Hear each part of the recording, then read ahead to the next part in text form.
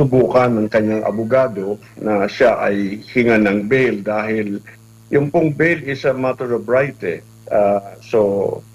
At yan po ay nadi-deny lamang when pagka in the case of a capital offense at saka the evidence of guilt is strong. Dito po sa usapang when the evidence of guilt is strong, doon po sila kakatig dito sa paghingi ng bail sa kasong ito. Kahit po sinasabi sa batas na it is non-bailable, pero sabi ko nga po, bail is a matter of right and lalo na po kung mahina ang ebidensya. At sa tingin ko po, dito sa kasong ito kay Senator Marcoleta, mahina ang ebidensya nila.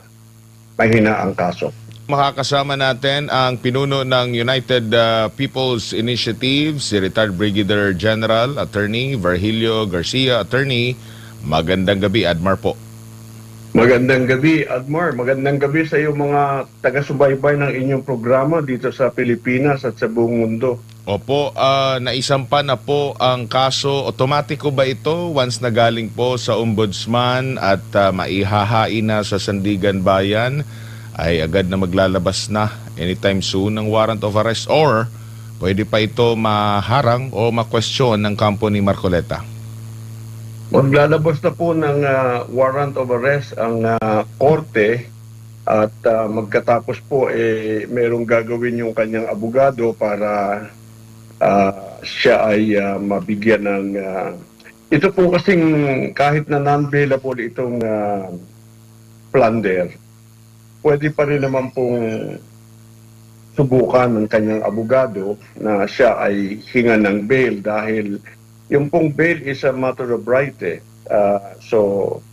At yan po ay nadi-deny lamang when pagka in the case of a capital offense at saka the evidence of guilt is strong. Dito po sa usapang when the evidence of guilt is strong, doon po sila kakatig dito sa paghingi ng bail sa kasong ito. Kahit po sinasabi sa batas na it is non-bailable, pero sabi ko nga po, bail is a matter of right and lalo na po kung mahina ang ebidensya. At sa tingin ko po, dito sa kasong ito kay Senator Marcoleta, mahina ang ebidensya nila. Mahina ang kaso. Opo. Pagpalagay po natin, sir, sakali man po na umusad talaga at maglabas po ng warrant of arrest, mga ilang buwan o aabot ba nito ng taon bago po ang pagresolba?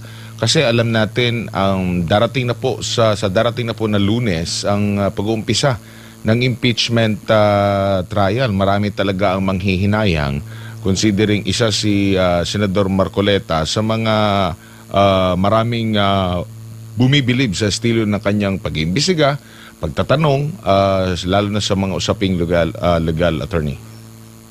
Totoong na magiging kawalan yan sa ating lahat.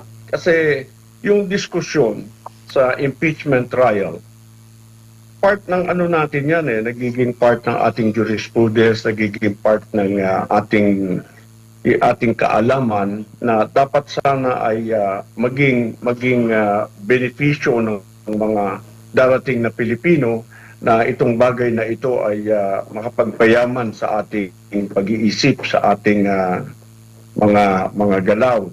Kaya lang po, maaari nga na dahil sa kanilang pangamba, si Senator Marcoleta magaling na abogado at magaling mga tuwiran, gusto nilang